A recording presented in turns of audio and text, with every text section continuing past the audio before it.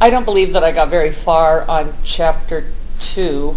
Anybody know how many slides I got in? Oh, I didn't bring it up at all? Oh, did we only just do this? Yeah. You said let's think about it and start, but we didn't actually start. Okay, cool. So, yeah, I'm going to be talking kind of fast and furiously today. Okay, so what we're going to be doing is re-looking at the FLSA. Everybody remembers that, the Fair Labor Standards Act. We're going to talk about going into this gross calculation. How do you calculate how many hours are worked? And that seems pretty self-explanatory, but there's actually some things we need to talk about. How do I collect the data to process gross or to calculate gross? How do I calculate regular pay and overtime pay? And there's a lot of different kinds of compensation plans. Okay. And I think what I asked you to think about was the difference, or to just cogitate on, was according to the FLSA, what two kinds of employees? Exempt and non-exempt. And so if I say, hey, for example, I'm an exempt employee, which means I'm exempt from what? No.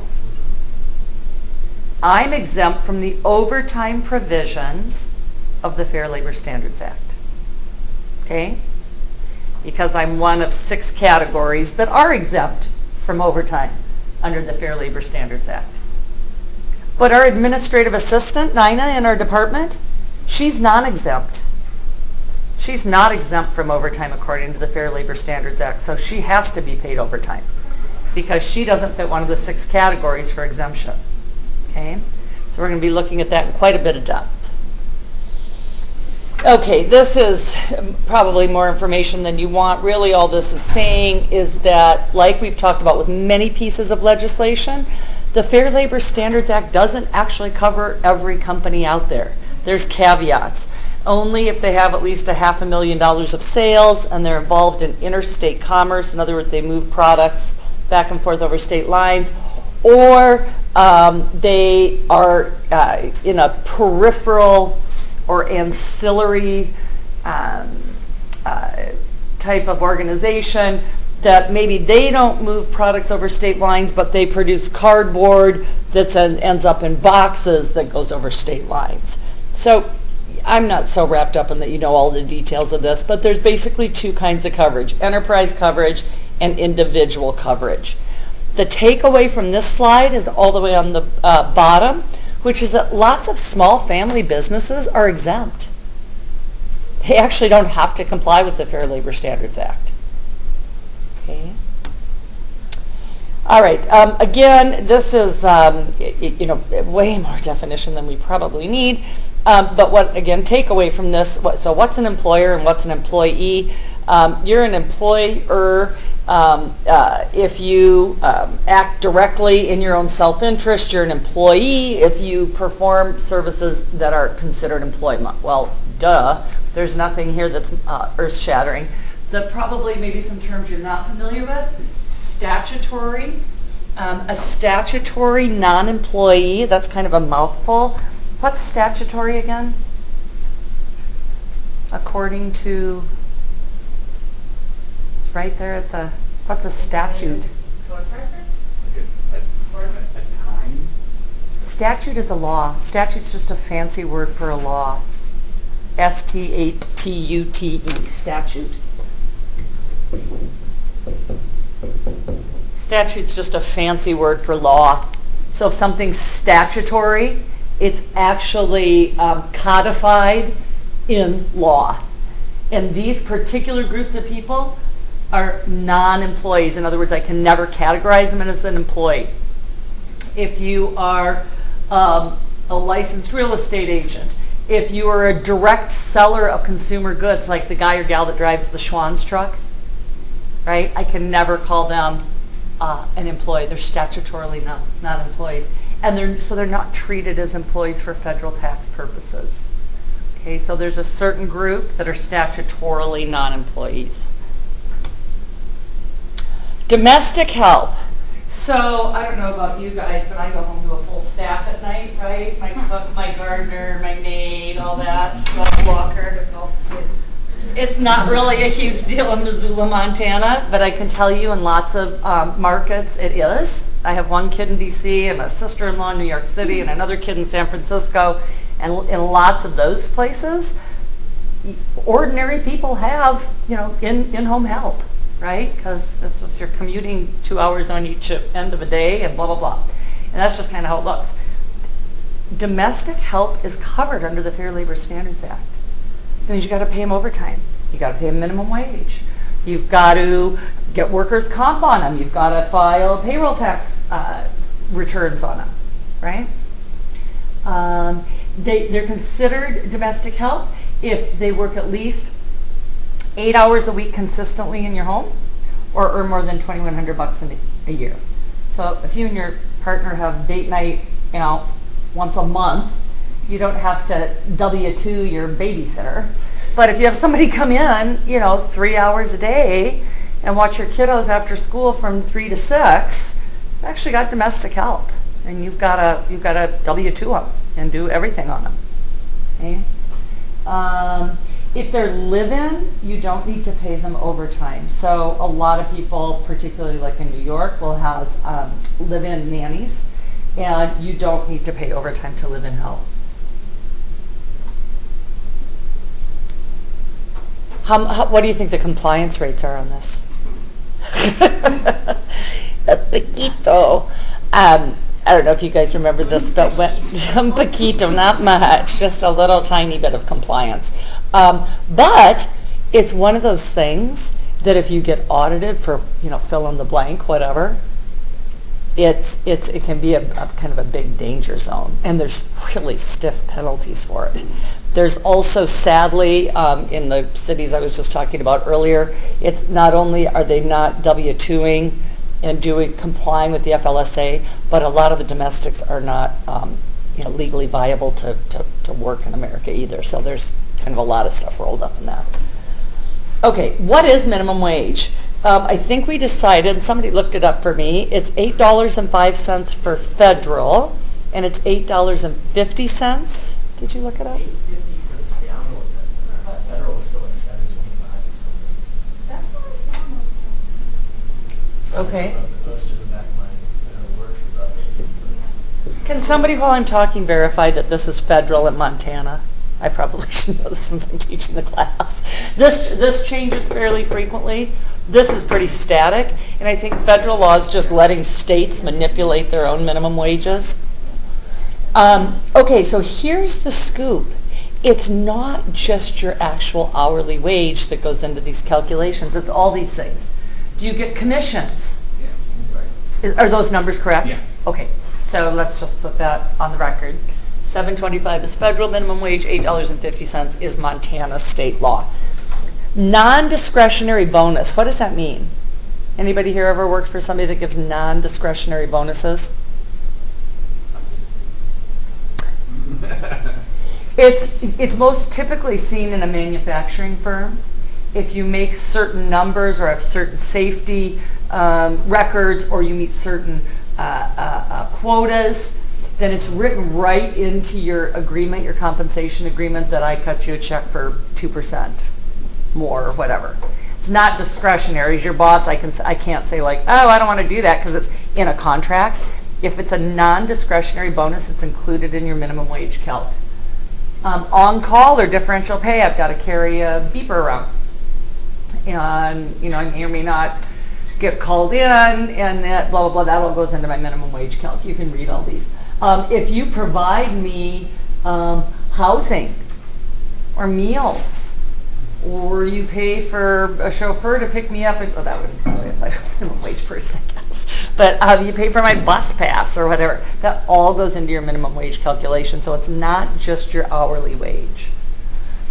And then you can see all these. So a discretionary bonus, that's where you guys all work for me, and once a year I look at my profit and loss. What do we call those for slang? P&L, right? Profit and loss. And I look at it, I'm like, oh my gosh, you guys made me so much money this year, yay! And I cut you all a check for 10% of your gross. That's discretionary. I didn't have to do that, so it's not included. And then all these other things are included too.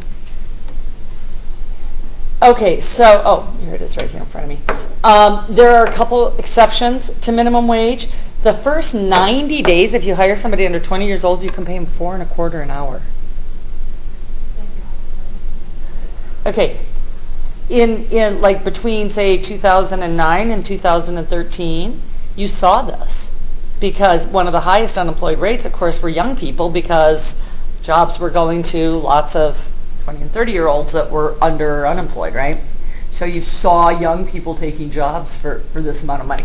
Obviously, we're almost at full employment right now. Nobody's working for $4.25 an hour.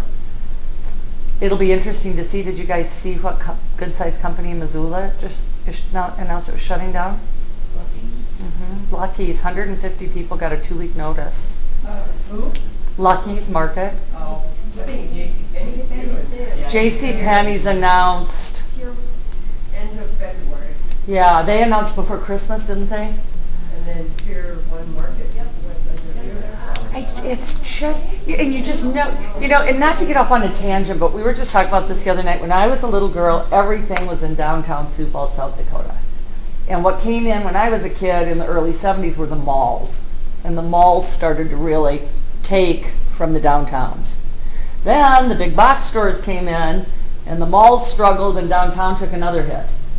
Then now we've kind of come full circle where people are more understanding like buy local and sustainability and support your local peeps. So the big box stores, like the Best Buys and the Pier 1s and the JCPenney's, are struggling, but it's all going under with online shopping. I mean, it's really, and so it's really great that our taxpayer money went to staving off blight, right, to support the mall or to rebuild the mall. yeah, there's a lot of people that feel pretty strongly about that.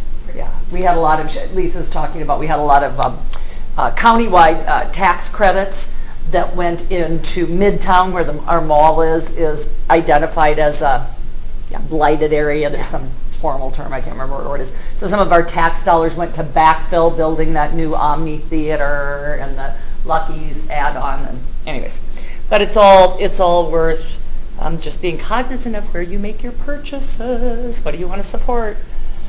Okay. So then that brings us full stop into this conversation. Is minimum wage and living wage the same thing? No. What's a living wage without looking at the screen? What does that mean? I mean, what does it mean to you? Have enough money to live. Yeah, I mean, hello, it's right in the title, right? And I think there's 5 categories. I think it's housing, transportation, food, medical. What am I missing? The whole other category, right? Clothing and, right? Yeah. And it's very, very, very different. For example, like I said, one of my kids lives in San Francisco. $23 an hour is living wage, something like $23.85 an hour, right? Studio apartments are $2,200 a month. And really everything's about what neighborhood's safe. I mean, you can get an apartment for $1,500 a month, but you might get gunned down, so that's kind of not as attractive. So it's, living wage is this really high amount. They tried to pass a living wage amendment in Missoula.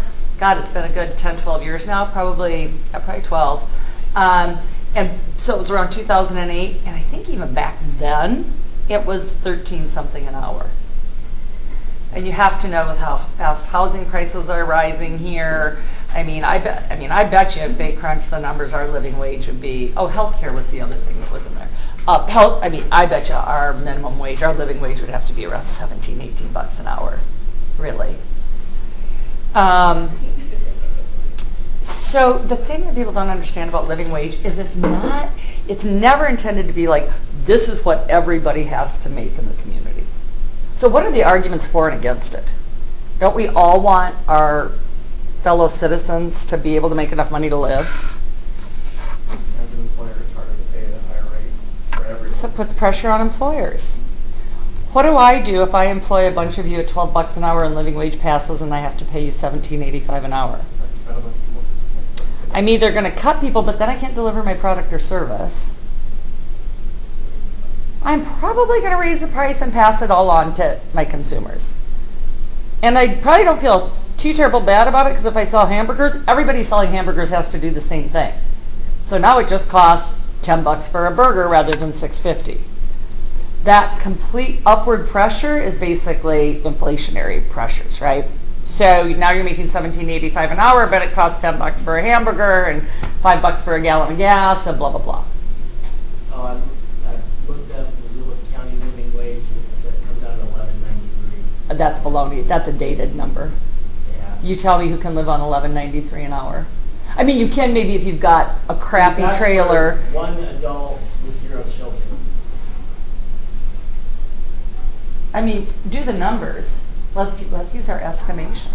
I make $12 an hour and work 40 hours a week. Everyone's like, oh, I hate this fucking I make $12 an hour and work 40 hours a week. Do not get your calculator out. You can estimate how much?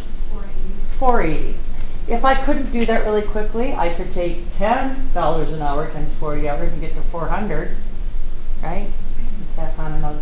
Okay, so 480. So then estimate, and don't give me a round number, actually estimate if I get 4 paychecks a month, how much am I making? Gross.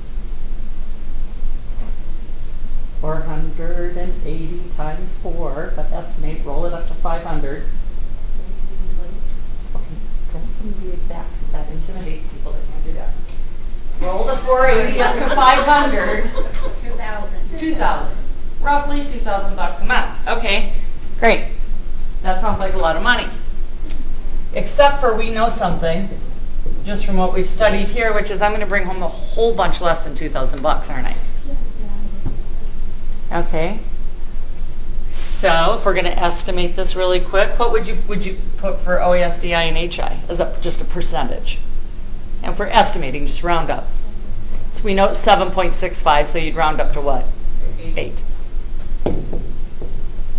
And you don't really know this, so I'm just going to give it to you. At making about 24 grand a year, you're going to be in the 12% bracket. That's it. What percentage of my check am I bringing home? About 75%. 25% is my withholdings. Therefore, 75% is what I bring home. Anybody got a quick jab at what 75% of 2,000 is? It's 1,500. And an easy way to do anything in 25, 50, 75 is take whatever number you're talking about and divide by 4. Then you've got the increments, right? So, single adult, bringing home $1,500 a month. My health care comes out of there, my rent, my utilities, my food, my car payment, my insurance, my gas.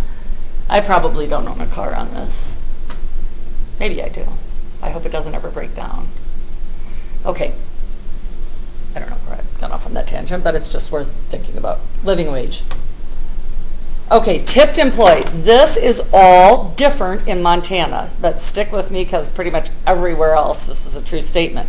The first thing to be aware of is on that second bullet, tipped employees at a federal level, and almost everywhere I know other than 2 states, Montana being one of them, they only have to be paid $2.13 an hour.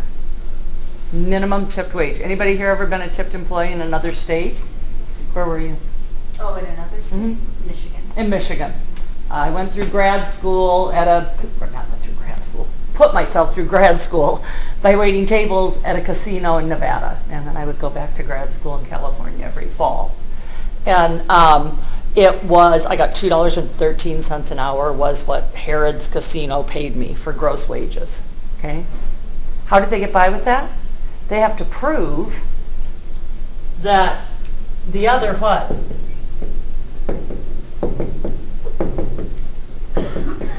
I'm getting another $5.12 an hour from who? My customers, right? I got to prove that I'm getting $5.12 an hour from my customers. That's minimum tipped wage. So, here's some takeaway numbers from this. On the second blue bullet, my employees must still make $7.25 an hour. I just only have to pay them $2.13 of that. They still have to show that they're making $2.90 a week. Okay? It's called a tip credit. So Harrod's or Harris? I can't even remember now.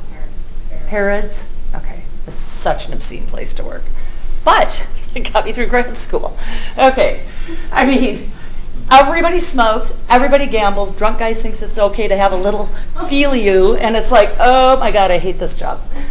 That's why I'm getting an education. So they only had to pay me this. I had to show this. That's what they got for a tip credit, was $5.12 an hour. Okay? But if I couldn't prove that I was, or if they couldn't prove that I was getting that, they would have to backfill to get me to the $7.25 an hour. How would they do that? Is it nightly? Well, it's easy now because something like 92% of all transactions are on a card. So all you do is just run your trig at the end of the night and you've got everything documented. Back in, 1987 when I was in grad school, it was, probably the other way around. It was 90-odd% cash. So back then you carried a little notebook around, and at the end of the night you counted out your tips and you wrote it in a little notebook. So what if it was I know some places have a pool tip, where all the tips go in a jar. Yeah, so, and honestly I wish I could speak a little bit more articulately to that. That's kind of a new phenomenon, probably that lasts 5-6 years. I know that it's got to be done on an equitable basis. And I know that you have to have a bookkeeping system that if you guys all work for me and your bar backs and your bartenders and your, bus boys and girls, I've got to have a way to allocate to each of your social security numbers how much of the tip pool was allocated. I know because I work in Paradise Falls, Okay. so as a server, you tip everyone else out. Right. And so it's like 0.2% of all of your sales. And so I think that's how, from as an employer's point of view, But they look say at. that it would be 0.2% that they could receive. Okay, so walk me through that. So at the end of the night, Shiley, you sold $500 worth of food and liquor. And so 0.2% goes to the back, 0.2% goes to the You're front. putting $100? You sold $500 worth of food and Wait, liquor? no, 0. Oh, yeah, no, because if Yes. you made $100, No, you're right. doing great. Okay, So it's 10 to the 0.02. front and 10 to the Okay, 0.02. You're paying $10 to the back. Okay, so now you give. So hopefully you made $100. If you're a good waitress, 20% is pretty, I guess, average for a hustler, hustling waitress or waiter. You give $10 to the back. You've got $90 in your pocket. Hopefully, what happens to the 10 between everybody? You get to decide. You get to decide. And so So how do they do that then? So I'm a cook and I'm a really great and I take care of you. So you give me the whole $10. No, if you start with the people that make the less. So the cooks on the front of the line make probably, I want to say 12 to 13 an hour. So they are paid higher. But then the dishwasher still gets paid minimum wage. So you would tip the dishwasher more and then split the rest for everyone else. But then how does that get on their W-2s? I don't know. I feel like since they have a higher wage, it might balance it out, but I'm not sure. But you've got to have something in place from a bookkeeping standpoint. I can guarantee you the IRS is not going to let that fly. Yeah. If they come into your shop and so what do you mean the dishwasher's really making another $5 an hour that he or she's not paying taxes on? It's got to be something. Honestly, it's on our system, because that's how I remember when I used to waitress. It was like that. You choose whether you. Report or not? And exactly 0% reports. I mean, well. I mean. Honestly, with waitresses, most of it's on a card. Yeah. Anyway, so you have to report that. So I think if people wanted to not report Right. the cash that they got, Right. no one thought anything of it. Right. You're still reporting. You have to report. Sure. And I'm not sure how it is when the back punches out, but when we punch out, we have to put in 0.08. Sure you do. tips clean. Okay, and that's a whole other thing. I think that might be the next slide. Yeah, so what Shiley's talking about and what Cammie was alluding to is if you're a large employer, in other words, you have 10 or more employees, right, which describes most bars and restaurants, I would say, in Missoula, unless you're a really tiny little shop. You have to, your people have to report at least 8% of their sales as tips, right? Because going rate is now getting closer to even 25% if you're really good, 20% being average, 15% being on the low end, right? So they make you report at least 8%. But recognizing that at any point of auditing, all they got to do is come pull the tapes for the cards, because most people pay on cards now, right? They're saying really that cash is probably going to be obsolete within the next 10 to 12 years. Right? So what do you do with the ice cream truck, for example? Like, there's so many things. Like, do we not have pennies to put in the little animal thing anymore? That's just so many things to think about. Yeah, what a quaint thing piggy banks were. Okay, so minimum wage for tipped employees gets a little messy. So we know, or maybe we don't know, maybe I haven't even said this yet, that minimum wage, or I'm sorry, FLSA says anything that you have to be paid overtime for, you have to be paid at least 1.5 times your regular wage. I can pay you more, but I have to pay at least 1.5 times. So if you're a tipped employee, I have to pay you $10.88 an hour. But my tip credit doesn't change. So what happens to the amount that I have to give you for minimum tipped wage? That goes up. Are you guys with me? Let me say that again. So everybody agrees if you're working, 35 hours a week at the depot, or no, depot's not a good example because it's Montana. You're working 35 hours a week at the Crab Shack in New Orleans, right? They've got to pay you $2.13 an hour, and you've got to prove that you get another $5.12 an hour in tips. Okay, now the Crab Shack works you 60 hours this week. First 40 hours, they've got to pay you $2.13 an hour. Prove that you got the other $5.12. Once you hit the 40 hours, it's required that you're making this, right? $10.88 an hour. You still only have to show the $5.25 an hour. So now I've got to pay you as the Crab Shack more money per hour, right? In fact, I have to backfill that overtime rate. So I don't get to keep just paying you $2.13 an hour when you hit overtime. So my tip credit stays the same, but the minimum wage, or the amount of wage that I have to pay you goes up. Since it's, would it be like $3 extra they'd have to pay, or how would, like for the Yes. Yeah. Mm-hmm. Yeah.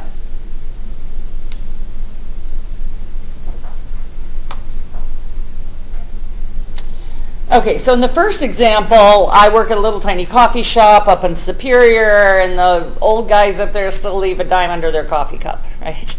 So at the end of the week, I've made $43. I've worked 40 weeks, or 40 hours. And again, not a good example because we're in Superior. Say now we're in Salmon, Idaho. What does the little coffee shop owner have to do? Can they just pay you the 40 times $2.13? No, of course not. They've got to get you to $2.90 a week. They've got to pay you $247 of gross wages because you only made $43 in tips. Okay. Now, the next example, I work running cocktails at the roulette wheel at the Bellagio, and I made $1,189 in tips. Now what's the problem? Obviously, Bellagio doesn't have to pay me any more than $2.13 an hour. But what happens on my little $85 paycheck? How much am I taxed on? All of it. $11.89 plus $85.20. I've got to pay OASDI and HI and fit and sit on $85.20 plus $11.89, right? Can you eyeball that and see what the problem's going to be? I'm not going to, not only not going to have a paycheck, I don't have anywhere enough gross paycheck to pay all those taxes, to withhold them, do I? Right? Because $1,200, let's do some estimation. What's $1,200 times 25%? And again, take it in chunks. What's half of $1,200? What's half of that? $300. That's 25%. Does $85.20 cover $300 in taxes? No. Now what happens to me as the cocktail waitress at the roulette wheel in Bellagio? Hosed. I'm hosed. Formal term. Put that in your notes. I have got to make estimated payments. I have got to write out checks to the government on a quarterly basis. They're called estimated payments. Because otherwise, at the end of the year, guess what? I'm going to owe a big fat chunk of money plus penalties and interest because I haven't been paying as you go, which is required by law. Are you with me? Some of you look a little puzzled. If you're not, ask and I'll give you another example.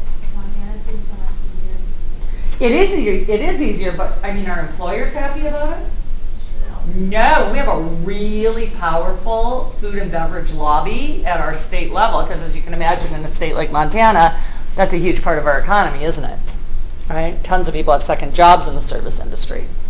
So they've got a very strong lobby. I'm really quite surprised, frankly, that it's never been overturned.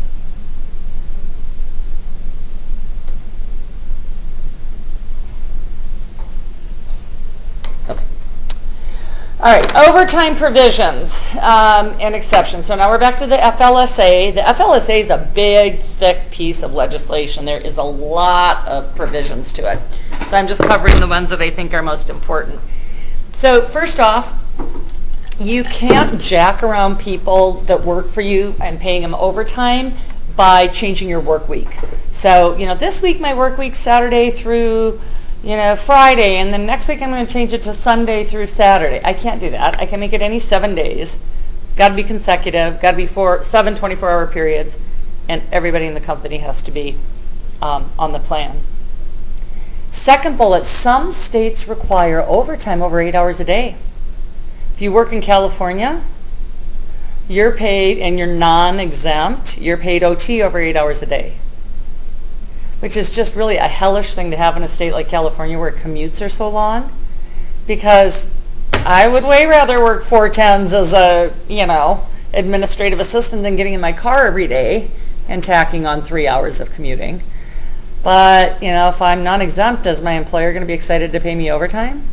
No. It's only a 40-hour a week job. 1.5 times regular pay. There's some exceptions. I don't want to get too deep in the weeds on the exceptions just because I just don't want to get too deep in the weeds on the exceptions. But in the medical community, your overtime is really only over 80 hours a week in a 14-day period. Emergency medical services, firefighters, hospital employees, anything like that, they're a pretty big exception where it's a 2-week, 80-hour period. Okay, compensatory time off. In street lingo, it's called comp time. Anybody heard of it? What's it mean to you without reading the slide? It's like instead of paying overtime, you can bank hours. Right. Hey, Lisa, I'm glad that you work at my print shop. You're awesome. And once a month, I've got this huge job, and I want you to come in on Saturdays. But then you can bail at noon for the next 2 Fridays. Is that like flex time? Yeah. Can I do that legally if she's a non-exempt employee? Absolutely not. Completely illegal. Flex time's fine for exempt employees. I can't take somebody, and we haven't quite gotten to the example or the definition of what exempt is. I think that's the next couple slides. But I can't do that. Think about the potential for abuse there. Okay, this week you're going to work 90 hours, and then you can take off every Friday for the next 6 weeks. Well, first off, I'm a single mom. Where am I going to get daycare 90 hours a week? Et cetera, et cetera. Okay, here it is. So here's the big definition. It is figure 2.2 in your book. And basically what it says is exempt means you're exempt from the provisions of the Fair Labor Standard Act. And who's exempt? Well, really only these categories. Executives, and we're going to define what those are in a second because you can call anybody whatever you want. She's my executive dishwasher, okay? But really an executive, and we'll define that. You've got, if you're an executive, an administrator, a professional, a business owner, highly compensated, and they define that as somebody over $4.55 a week. It's not really highly compensated in my mind. Computer or creative professionals, right? I write code, or I'm an actress or a dancer. And outside salespeople. Those are the only categories of people that can be exempt from the Fair Labor Standards Act. So, let me just pop ahead to the next one, and then I'll come back to this. But I just want to make sure you understand what the definition is. I'm an executive. I've got to have managerial duties. I've got to be able to hire and fire and manage resources. I've got to supervise something or someone, right? I can't call you the chief executive dog walker, right? And then say, well, you're exempt from overtime and work you 60 hours a week. Because you're not really an executive. You're a dog walker. Wonderful, great. I'm not saying anything against dog walkers, but you're not an executive. Administrative, and this is the big thing. Obviously, the office work isn't so earth-shattering. But you have to use discretion and independent judgment. So, for example, if you're an administrative assistant that really basically what you do is digital filing, make appointments, get the coffee ready, schedule meeting rooms, run the deposit to the bank once a day, are you using discretion and independent judgment to do your job? Or are you just going through a list of protocols? But if you're truly an administrative management or an administrator, lots of administrators have independent judgment, right? I'm an office manager for a small medical clinic. Every single day I'm making decisions how to run the office, manage people, manage resources. And then lastly, professional, and that's usually defined as somebody that has an advanced degree and somebody that's got an advanced degree. So because I qualify as a professional, they don't have to pay me overtime. Nobody tracks my hours. Nobody cares, right? But if I was a TA, right, I'm grading papers and going on Moodle shells and da-da-da-da-da, would I be exempt or non-exempt? I would be non-exempt. And if I worked 48 hours last week, guess what? University of Montana would have to give me overtime for the last 8 hours. Well, that's what we're going to be spending a whole bunch of time on, because employers think, that's a really good question. Let me go back up here. Oops, or am I going the wrong way? The very last thing down here, putting someone on salary does not mean he or she is exempt. I hire you, and I give you the title Chief Executive Dog Walker, and I put you on salary for $1,900 a month, and I work you 70 hours a week. I am breaking the law all over the place. And employers think that, and some of them not, they're not all like evil, bad people. They just, either their buddy told them this is how it worked, or they just think if I put you on salary, then I don't have to pay you overtime. Yeah, you do. So what would be your recourse? Your recourse would be filing a wage claim with the Department of Labor and Industry and saying this is complete bull. I'm thinking a really good friend of mine manages casinos, or one. They work her to death, and she's on salary, and so that is so mid-level managers.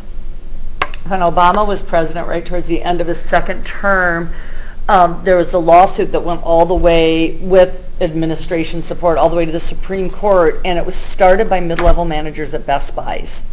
And that was exactly the contention. Well, it says manager right in the title, right? But they have no control over marketing, no controlling over inventory. They can't even turn the temperature in their own building anyway because it's controlled by, corporate in Indiana.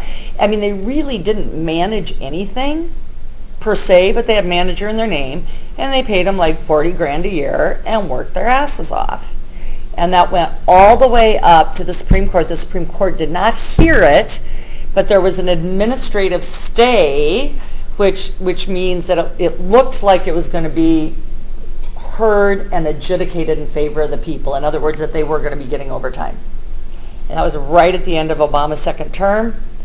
The next administration came in, and they rolled it all back, for obvious reasons, very pro-business and not so much for the little guy.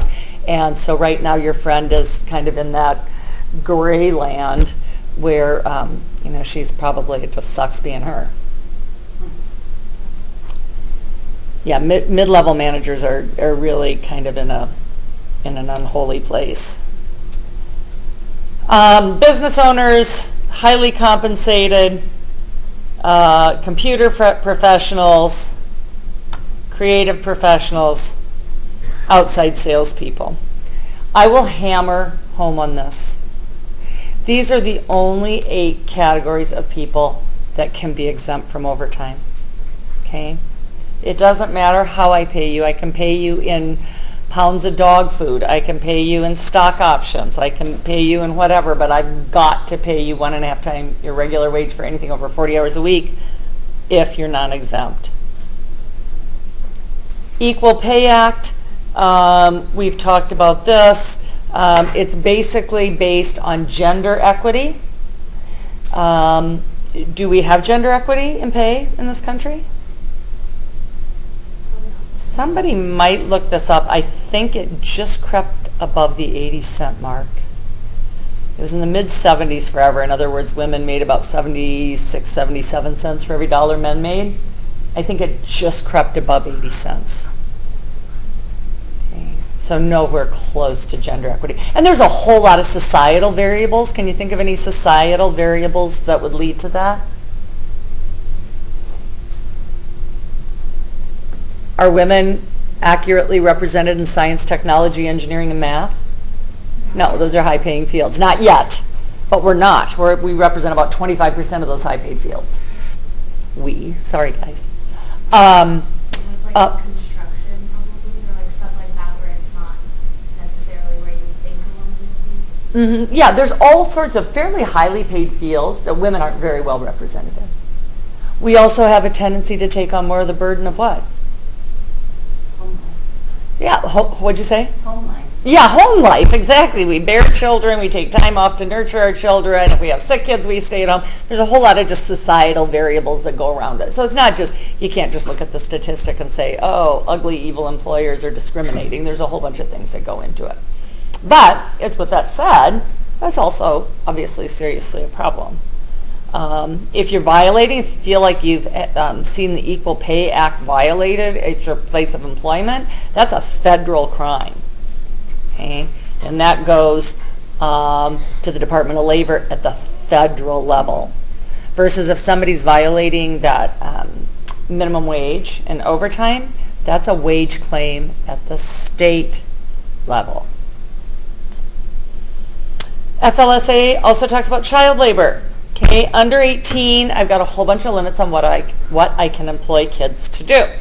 16 or 17, non-farm occupations. So you're going to find, I don't know, when you're 16 or 17, what are you working in? A grocery store, you're working in a gas station, McDonald's, yeah, fast food. So I can tell you where I grew up, none of this was enforced. I mean, when you were old enough to see over the counter, you started working. But it was like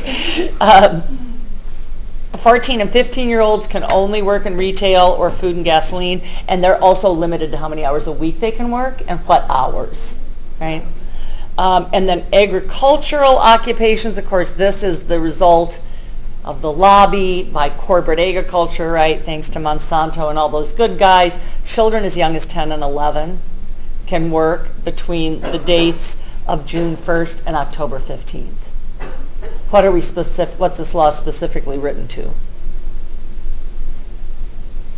What little kids are in the fields between June 1st and October 15th? Either cabin or egg. Well, I mean, they're usually migrant kids. They're traveling with migrant workers. I mean, if you live in the all-white suburbs of Chicago, your kid's probably going to school in October. He or she's probably not harvesting, sweet peas. So this is written by Big Ag towards migrant workers. Okay, if, again, this is just basically talking about, like, what's your recourse? So I am feeling that my employer is making willful mistakes. I can go to the Department of Labor. Most people, honestly, are less interested in penalizing their employer and trying to get some recourse as they are like, I just want the $2,000 you owe me, right? Because you didn't pay me overtime. So most folks, I would make a contention of, aren't going through the Fair Labor Standards Act provisions to the feds. They're trying to file a wage claim and get some back pay. This is a misconception. What does the Fair Labor Standards Act not cover? It does not require that you get extra money on weekends or holidays. It does not require that you're given any holidays or any vacation pay or any severance pay. It does not require that you get off that you get paid if you're sick or it's Christmas, right? People seem to think those are all rights. Those are not rights. Those are benefits. And when your employer crafts his or her benefit package, those are definite benefits, and people don't really seem to recognize that. Okay, so this is all a result of different kinds of case law. Anything that's considered a principal activity, those first two words, has got to be compensated. So if I come in the first one, I work at Denny's as a breakfast cook, and I've got to come in at 4:30 to heat up my grill, even though we don't open until 5. Do I have to be paid? Sure. Prep at a workstation. Okay, travel. I'm a home health nurse. I leave my house and travel to my first client. Do I need to be paid? Yes. No, that's commuting. Isn't that a per diem? Part of a per diem? It can be. But it can be per diem. So you mean but like a mileage per diem, I certainly can pay you mileage per diem, but I don't need to compensate you for that 20 minutes that you were in your car. And I don't have to pay you per diem. If I can get you to work for me and you drive your own car into the ground, do I have to pay you per diem? As driving into work or driving from state to state? So that's my point. So from the time I leave my doorstep to my first client or patient, I don't have to pay you. But then I go to my next patient, my next patient, my next patient. I've got to be paid between them, right? Oh. Travel time is part of the workday, but getting to the first client and coming patient and coming home from the last patient, I don't have to be paid. Idle time. Oh my gosh, I work on the line at Coca-Cola and the line broke down and we're waiting for somebody to come recalibrate the machine. Do they have to pay me? Of course. Rest periods of 20 minutes or less. This is violated all the time. I can't make you check out for a rest period under 20 minutes. So you're a checker at Rose Hours and you get to sit down every 15 minutes or 15 minutes every 4 hours. I can't make you check out for that 15 minutes.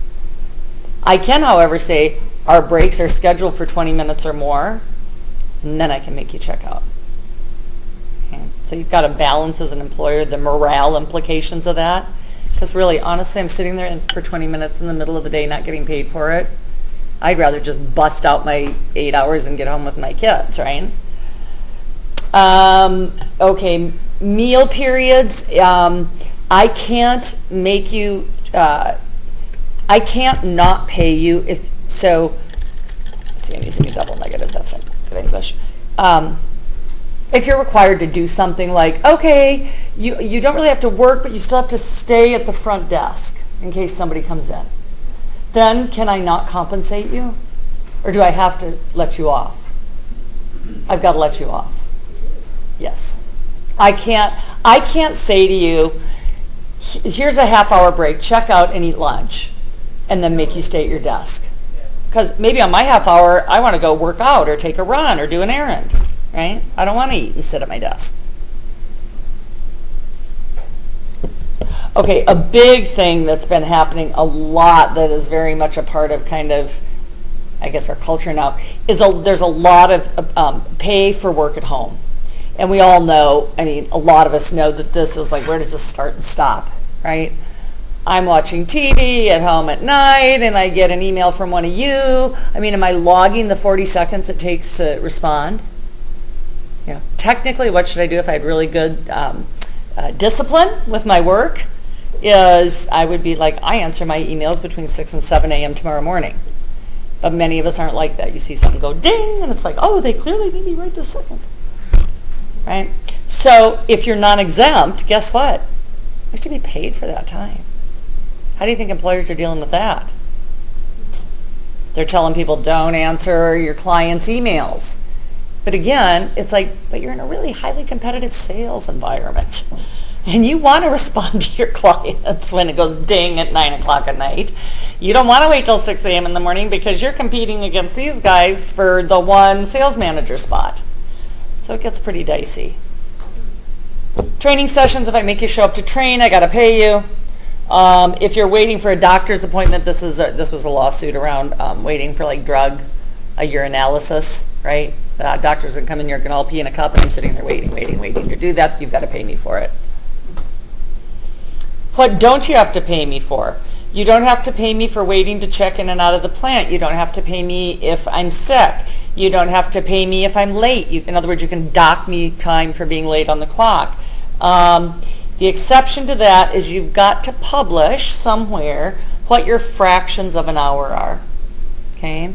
And most employers are one of four. They either put their clock into 12 5-minute chunks or 10 6-minute chunks or 6 10-minute chunks or 5 12-minute chunks. If that makes sense. I can't say my chunks are a half an hour so that if you clock in at 12:01, I don't start paying you till 12:30. I can't do that. It's either got to be 5, 6, 10, or 12 minutes. Fractional parts of an hour. Okay, I'm not going to go too far into this because I want to get out our calculators and spend some time together. So why don't you kind of do that while I'm finishing up this screen.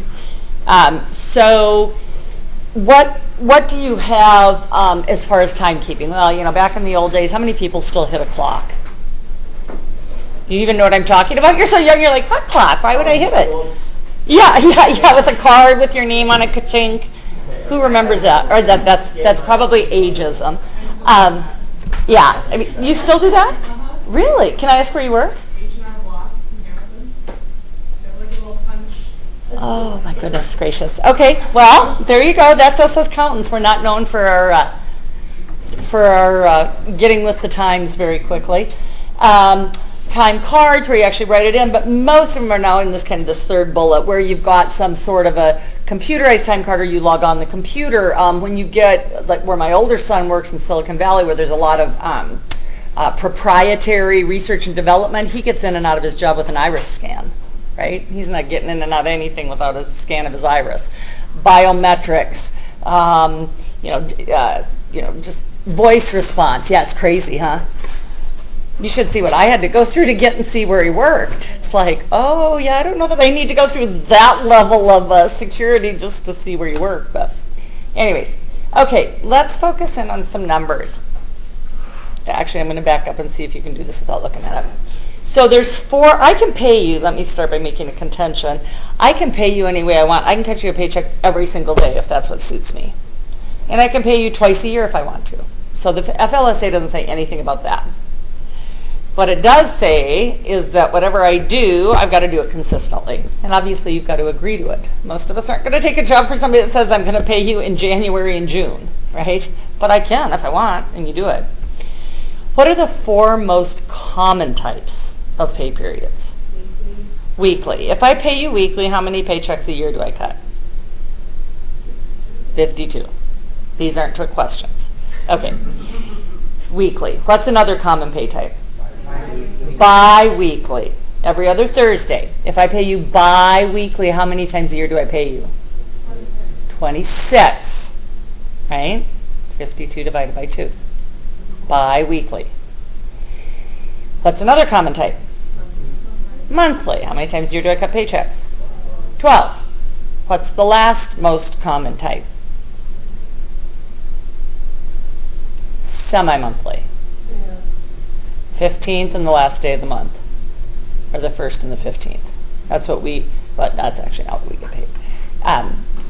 That's what my husband gets paid. 15th and the last day of the month. Semi-monthly. How many times a year do I cut payroll? 24. 2 of those types have the same number of hours in each pay period, and 2 of them don't. Which two have the same number of hours every pay period? Weekly and bi-weekly. 40 hours and 80 hours. Semi-monthly and monthly are all over the place, aren't they? Depending upon what day of the month and whether it's February or March and blah, blah, blah. Okay, so that's all this says that we just went through together. I can also, like if you guys are all my, engineers and you guys are all my line staff, I can pay you on different pay periods. That's not illegal. So I pay my engineers monthly and I pay y'all weekly. Generally, the more, I don't really love this term, but the more blue-collar-ish jobs get, the more frequency you usually pay is typical. But you don't have to. So I find these slides a lot harder to sit and read you all the calculations than to just do them. So I think what we'll do is just practice them. Okay, the first thing to talk about, let's turn over. Oops. Okay. I'm gonna just talk about this situation. This situation is you work for me at my CPA firm, and I pay you CPA's wages, and you work 28 hours a week. I'll put all this down in a second. I'm just giving you an example. And then you, what else do you do for me? You manage my office 10 hours a week, and I pay you at a different wage rate for that. And you're also a master gardener, so I pay you to do all of my flower beds and shrubs and greenery and da-da-da-da-da. 5 hours a week. And I pay you 3 different wage rates. And in 1 week, guess what happens? You go into overtime. And let me also back up. You're not a CPA because that would be an exempt job. You're a bookkeeper. So you're non-exempt. Because you're not a what? You're not a professional. You're not a administrator. You're not a executive. You're not a creative or computer professional. Direct outside sales. Owner. And highly compensated. Okay? All right, so let's do an example here. Find a pencil. Should be easier now. Okay, and I think I can put up this this little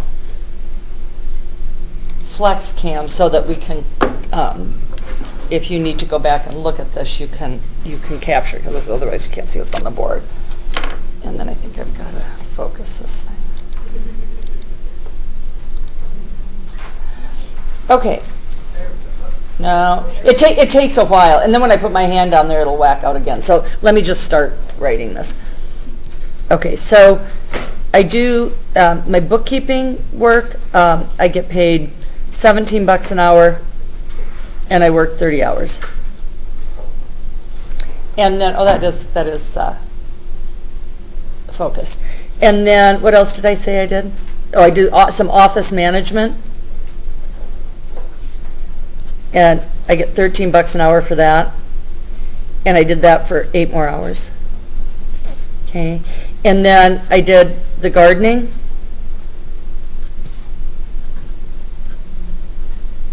For 5 hours.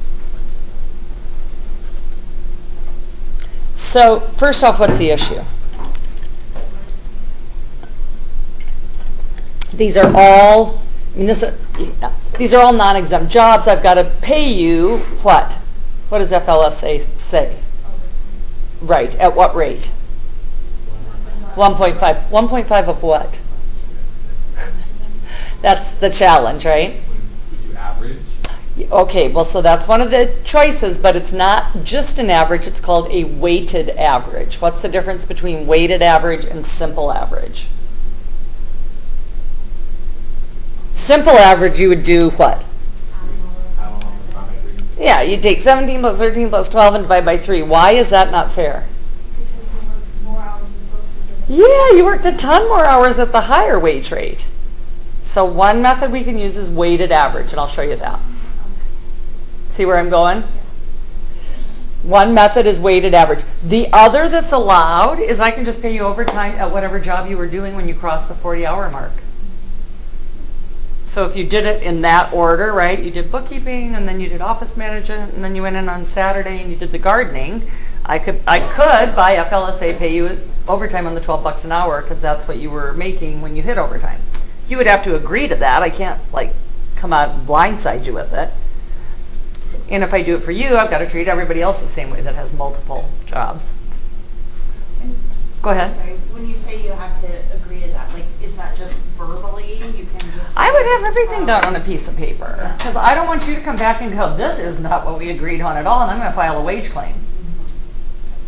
It's just always safe to have everything done on paper. Sometimes it feels ridiculous how much we write down, but we sue each other a lot. We love to sue each other. And the attorneys love that we love to sue each other. So, but it would be legal to do it. It's totally legal. verbally, but You just would want it on paper, and you would be full protected. disclosure, oh my gosh, I'm going to be working 43 hours this week, and I'm getting overtime on $12 an hour.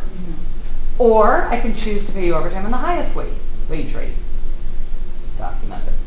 But probably most common is weighted average. How am I going to do that? How am I going to weight my average? We just agreed it's not fair to go 17 plus 13 plus 12 divided by 3. What's the math? 17 times 30 and then 10 times 6. You've got to sum up all your wages and divide by the number of hours. So let me say that again, and then I'll let you have at it. You've got to sum up all of your wages and then divide by the total hours. And then figure out the premium, that 0.5 tack on.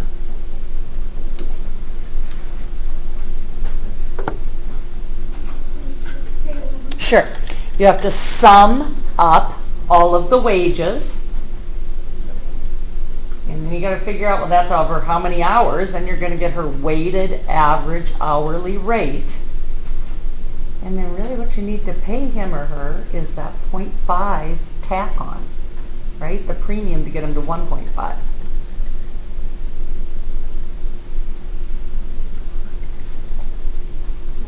You just said 0.5 instead of. Because once you get the hourly rate, that is the 1.0 of the 1.5. You just need to give him the extra 0.5, right? Does anyone need me to come around and help?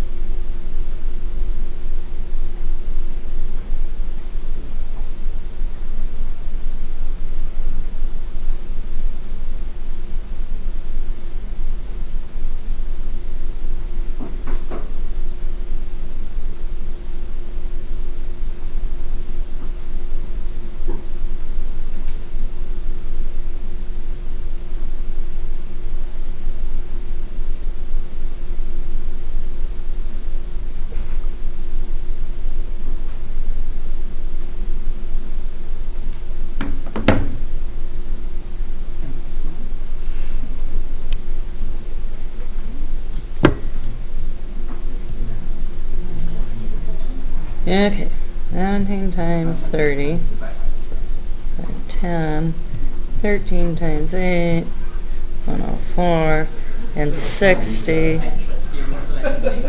Okay, $674 in total. How many hours?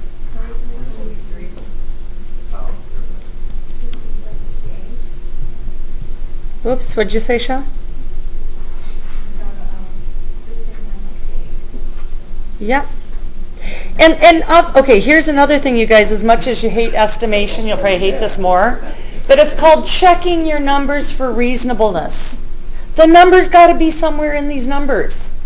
If you got $58, that doesn't make sense. If you got $2, that doesn't make sense either. This makes sense. It looks right.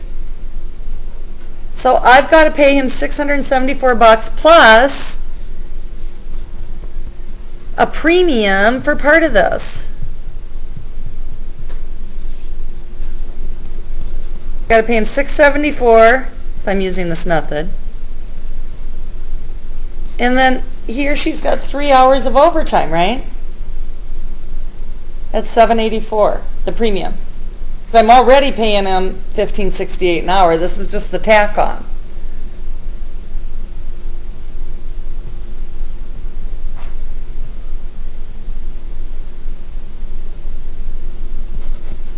Okay, all good? Weighted average. It wouldn't make sense at all to take 17 plus 13 plus 12 because most of the hours were at the higher wage rate. That's not fair. Okay, let's keep going.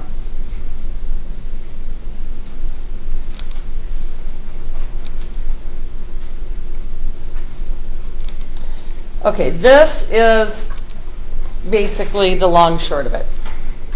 What we're going to be spending the rest of the time on, which I guess now, we go to 150? Yeah. Oh goodness, okay.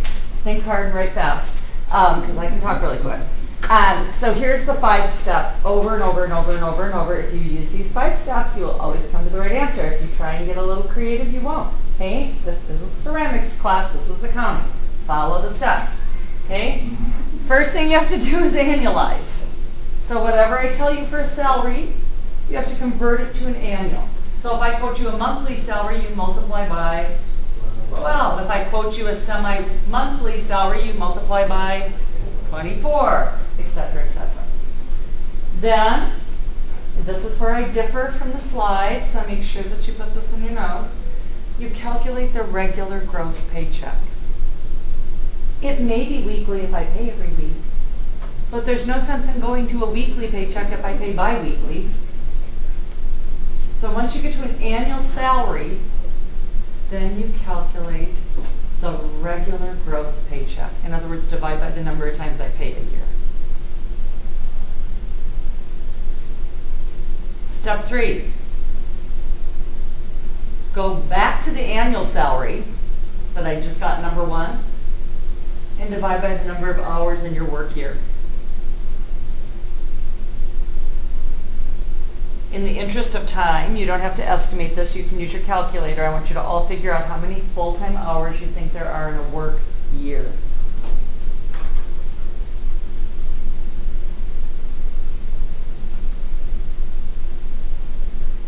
How many hours in a full-time work year? 2080, 52 times 40, right? 52 weeks, 40 hours a year, or 40 hours a week. But that's not always going to be so. I'm commissioned for 1,480 hours a year. That's what my contract says. Some people have full-time jobs at 38 hours a week. Okay? So you can't always just divide by 2,080. Mostly you can. But not everybody works a 2,080-hour work year.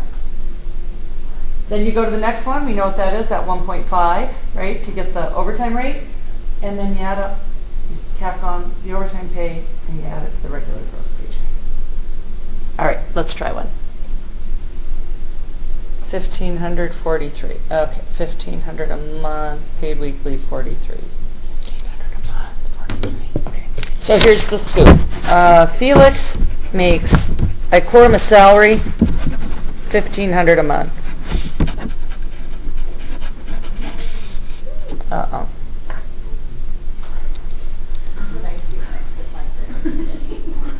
I was like, woo, I better not drink vodka with lunch anymore. Weekly.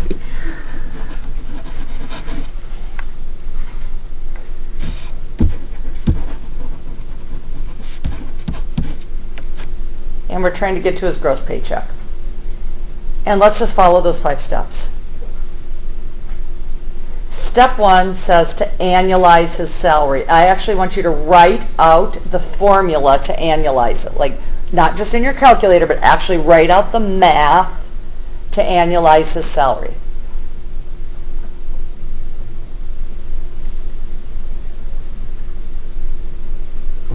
easy peasy.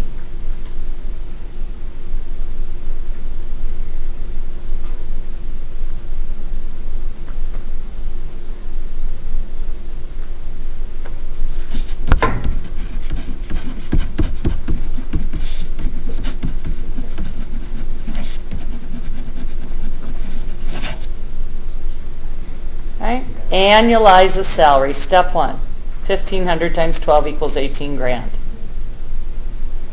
Step 2. Calculate Felix's regular gross paycheck. How often is Felix paid? Weekly. So calculate based on his annual salary and write it all out. There's lots of learning to be done in writing these algebraic formulas out. Calculate, it's 5 steps, his regular gross paycheck. What do I cut him for a regular gross paycheck?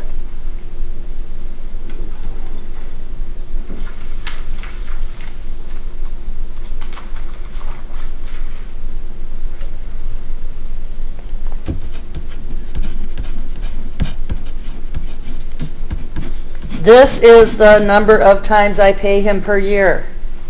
It would have been 26 if I paid biweekly. It would have been 24 if I pay semi-monthly, right? How much is his weekly gross paycheck? One more time, 3. 46. Step 3. Go back up to the annual salary and divide by the number of hours in Felix's full-time work year to get his hourly wage rate.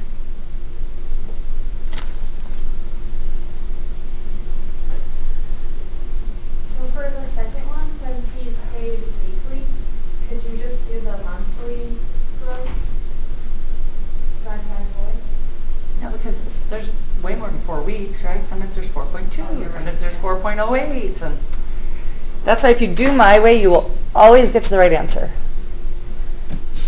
How many hours in a full-time work year? 2080. If you work 40 hours a week. That does not hold true for everybody.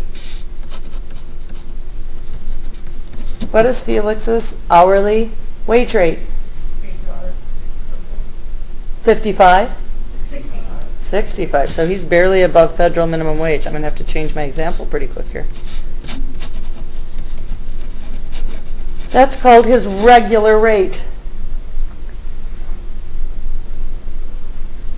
Next step. Calculate his overtime rate.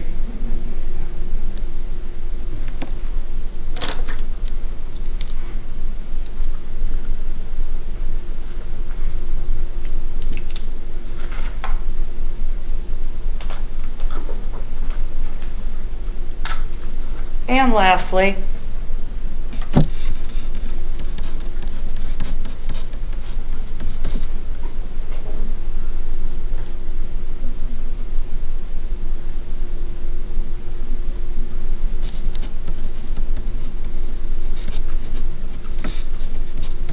just go pick up his regular gross paycheck and tack on his overtime. The last formula is twofold. One is you pick up just his regular gross paycheck, which we calculated in step 2, and then tack on how much he made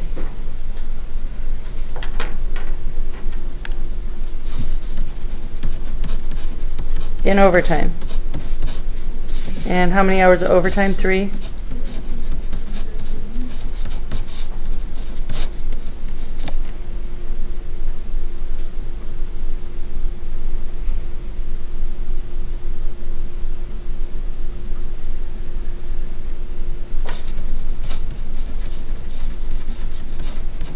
Okay. For Tuesday, read chapter 2. Okay, you should now be able to get through most of chapter 2 and come prepared with this piece of homework. I want to know the wage for Eva, who has a salary of $1,986 a month. Quoted. I pay semi-monthly, and in one pay period, She worked 9.25 hours of overtime. What's her gross pay? $19.86 a month. That makes a ton of sense. Sorry. $1,986 a month is her quoted salary. You wanna know what her one? I want to know what her gross paycheck is for the one pay period where she works 9.25 hours of overtime. She's a non-exempt employee that I quote a salary, a cut paycheck semi-monthly, and she worked 9.25 hours of overtime. And semi-month is still 2. Semi-monthly is 24 times a year. Okay. And I think I'm going to bump the No, we'll still do our acronym quiz on Tuesday. Acronyms and tax table quiz on Tuesday. Okay? What's the number for the hours of overtime? 9.25. 9.25 hours. I will post this after my next class. I'll get the little URL, so I'll post this. So if you want to go back and look at any of this, you can. Okay? Gotta fly.